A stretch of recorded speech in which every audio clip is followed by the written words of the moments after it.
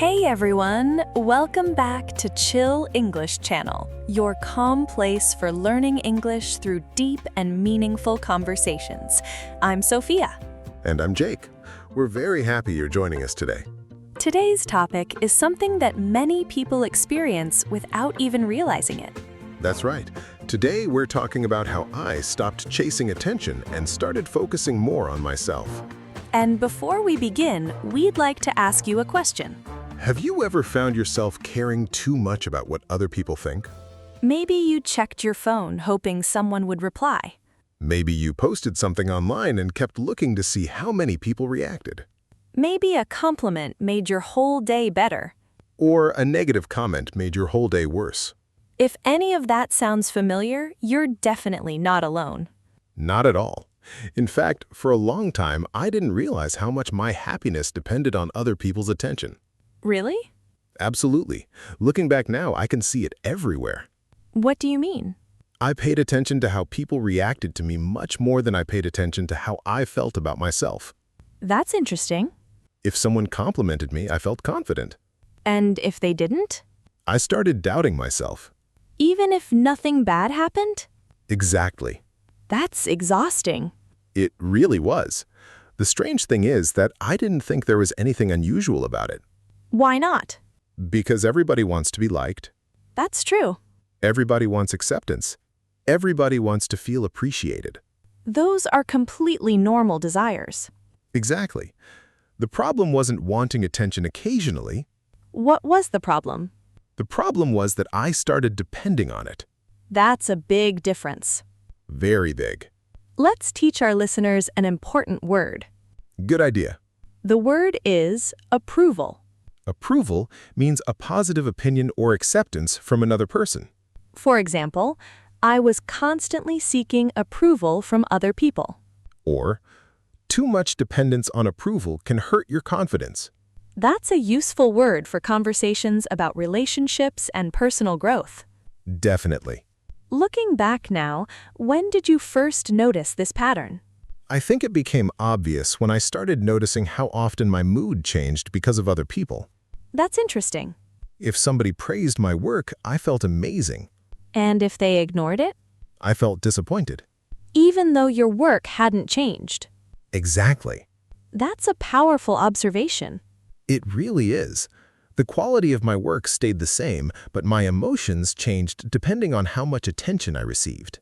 So your confidence wasn't really coming from within. Not at all.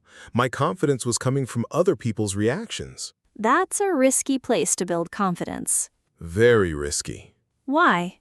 Because other people are unpredictable. That's true. Sometimes they're busy, sometimes they're distracted, sometimes they don't notice what you're doing. And that doesn't necessarily mean anything negative. Exactly. But when you're chasing attention, every little reaction starts feeling important. Even silence. Especially silence. That's interesting. I remember sending messages and wondering why someone hadn't replied yet. I think many listeners can relate to that. Definitely. Or posting something online and checking back repeatedly to see who had viewed it. Hoping for a certain reaction. Exactly. Did social media make this habit stronger? I think it did. How? Because social media makes attention measurable. That's true. You can count likes, comments, views, followers, and reactions. Numbers that seem very important in the moment. Exactly. The problem is that it's easy to start measuring your value through those numbers. That's a dangerous habit. Very dangerous. Let's teach another useful word. Good idea. The word is validation. Validation means recognition or confirmation that what you feel, think, or do is acceptable or valuable. For example, I was looking for validation from other people. Or, true confidence doesn't depend entirely on validation. That's a sentence worth remembering. Definitely. Looking back now, do you think you were actually chasing attention? At first, I would have said no. Really? Absolutely. I would have said I was simply being social, sharing my thoughts and connecting with people. But eventually, your perspective changed. It did. What made you question it? One day, I asked myself a very uncomfortable question. What was it? If nobody noticed what I was doing, would I still want to do it? That's a powerful question. It really was. And what answer did you find? Honestly, I wasn't sure. Really? That's what surprised me. For the first time, I realized that some of my decisions weren't being guided by my own values, Then what were they being guided by? by the hope of being noticed. That's a difficult realization. It was, but it also became the beginning of a much bigger change. What happened after that? For the first time, I started paying attention to why I was doing things, not just what I was doing. That's interesting. Before that, I rarely questioned my motivations. If I posted something online, I posted it. If I shared an opinion, I shared it. I never stopped to ask myself what I was hoping to get from it. And what did you discover? Sometimes, I genuinely wanted to share something useful or meaningful. That sounds healthy. It is. But other times, if I was being honest with myself, I wanted attention. That's a difficult thing to admit. Very difficult. Nobody likes admitting that they want approval from other people. Why do you think that is? Because we like to think we're independent. That's true. We like to believe that other people's opinions don't affect us very much. But often they do. Much more than we realize. Looking back now, what was the biggest sign that attention had become too important? I think it was how much I compared myself to other people. That's something many people struggle with. Definitely. The more attention I wanted, the more I looked at other people to see how I measured up. Measured up? Yes. I was constantly asking myself questions. Such as? Why does that person seem more successful? Why does that person get more attention? Why does that person appear more confident? Those questions sound familiar. I think they're familiar to a lot of people. The problem is that comparison rarely makes us feel better. Exactly. Most of the time, comparison simply makes us feel like we're falling behind. Even when we're making progress ourselves. That's the crazy part. Explain that. Imagine climbing a mountain. Okay. You've already climbed hundreds of meters and made great progress. Sounds impressive. But instead of looking at how far you've come, you keep looking at someone who is higher up the mountain. Suddenly, your own progress doesn't feel important. Exactly. That's a great metaphor. Looking back, that's exactly what I was doing in life. Let's teach our listeners an important word. Good idea. The word is comparison. Comparison is the act of looking at yourself and measuring yourself against someone else. For example, constant comparison made me less confident. Or, I felt happier when I stopped comparing myself to others. That's a useful sentence. Definitely. Was social media part of this problem? Absolutely. How? Because social media makes comparison incredibly easy. That's true. Within a few minutes, you can see hundreds of people sharing their achievements, vacations, relationships, and successes. And most people share their best moments, Exactly. not their ordinary moments. Not usually. We see the highlights, but we rarely see the struggles behind them. That's important to remember, Very important. because when we compare our everyday life to someone else's highlight reel, the comparison is unfair from the beginning. That's one of the biggest lessons I learned. Looking back now, do you think you were actually looking for attention? Not really. Really? At first, I thought I was. What changed? Eventually, I realized I wasn't actually looking for attention. Then what were you looking for? I was looking for proof that I was valuable. That's a powerful realization. It really was. Explain that a little more. If people noticed me, I felt important. If people praised me, I felt successful. If people approved of me, I felt confident. So attention became a shortcut to feeling good about yourself. Exactly. But shortcuts don't always solve the real problem. That's what I discovered. Why? Because the feeling never lasted very long. Really? Not at all. Someone could compliment me and I'd feel great for a few hours. Then what? Then I wanted another compliment. Someone could praise your work. And a few days later, I wanted more praise. So the satisfaction was temporary. Exactly. That's exhausting. It really is. It's like trying to fill a bucket that has a hole in the bottom. No matter how much water you pour in, it keeps leaking out. That's a perfect description. So when did things finally start changing? One day, I realized something important. What was it? I had spent years trying to convince other people that I was valuable, Okay. but I had never learned how to believe it myself. Wow. That realization hit me hard, I can imagine. because suddenly I understood why attention never felt like enough. Why? Because attention was trying to solve a problem that only self-respect could solve. That's powerful. It completely changed the way I looked at confidence, happiness, and self-worth. And was that the moment you started focusing more on yourself? Not completely. Really? No. It was the moment I realized I needed to. And that's where the real journey began. Exactly. It was the moment I realized I needed to. And that's where the real journey began. Definitely. Once I understood that attention wasn't solving the problem, I had to ask myself a new question. What question was that? If I stopped worrying so much about being noticed, what would I focus on instead? That's a powerful question. It really is, because for years so much of my energy had been directed outward. Toward other people. Exactly. Their opinions, their reactions, their approval, and their expectations. And now you had to redirect that energy.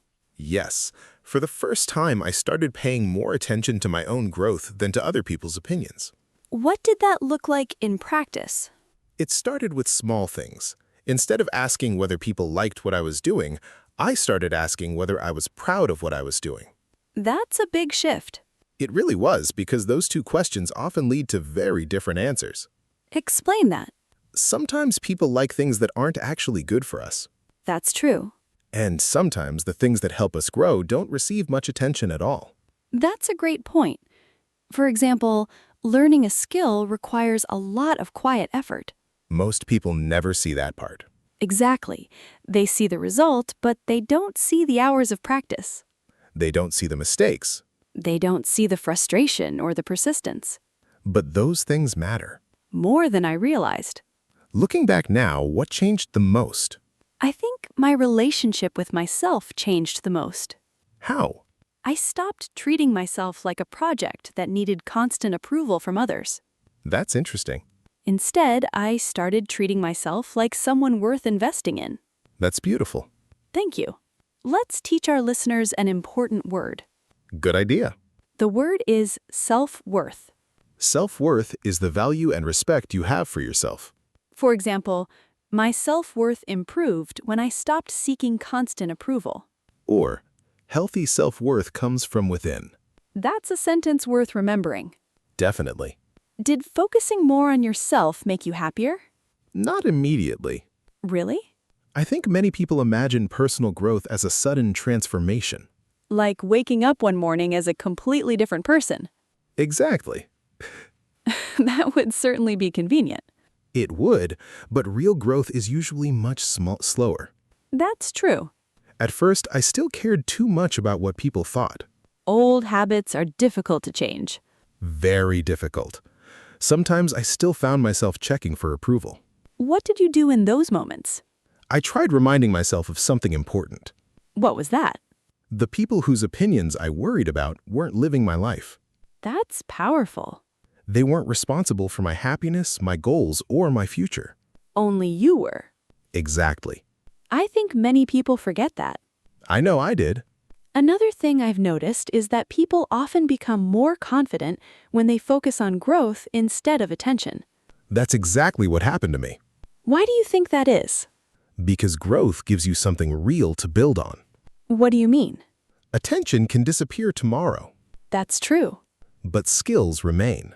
Experience remains. Knowledge remains. Character remains.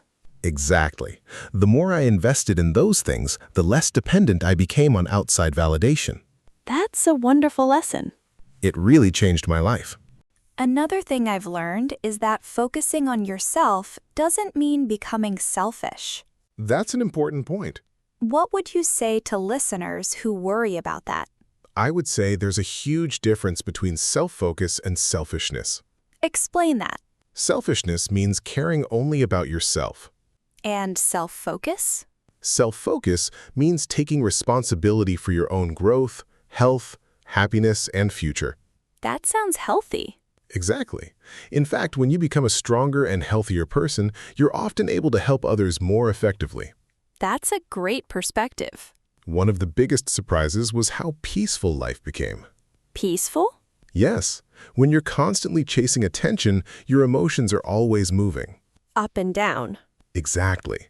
One compliment makes you happy, one criticism makes you upset. That's exhausting. Very exhausting. And focusing on yourself changed that? It did. I stopped giving so much power to things I couldn't control.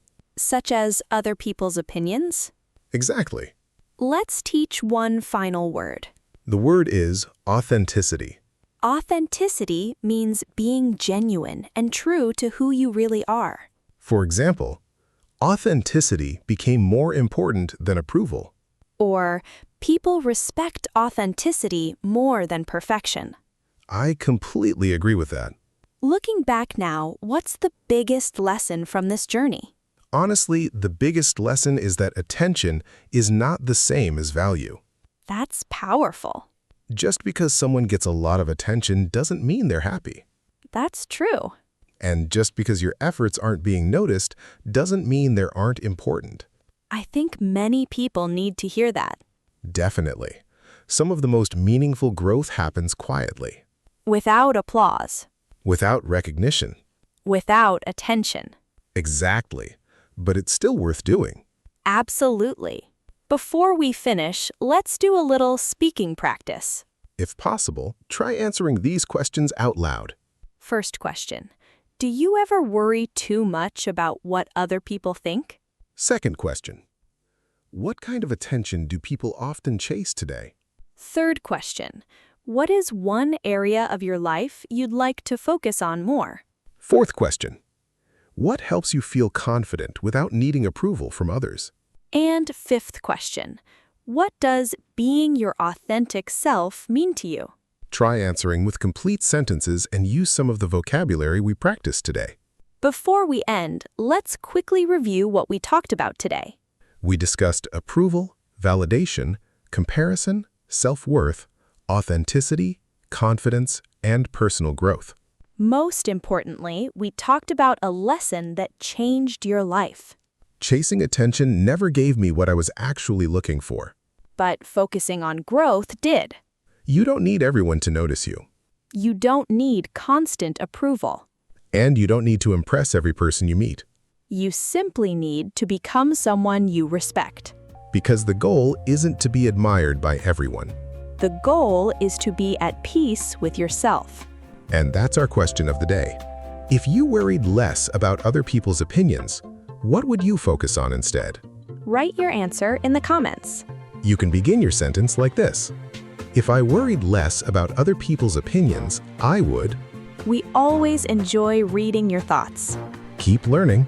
Keep growing. And remember, learning English is a journey. We'll see you next time. Goodbye, everyone.